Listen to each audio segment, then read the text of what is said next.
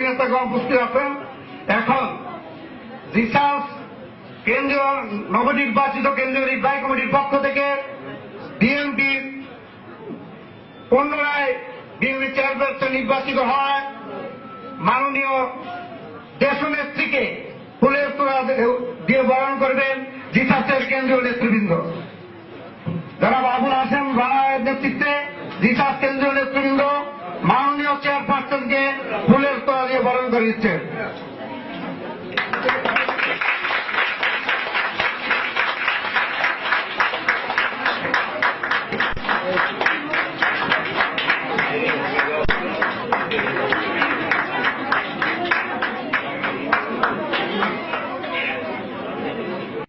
উপস্থিত আছেন।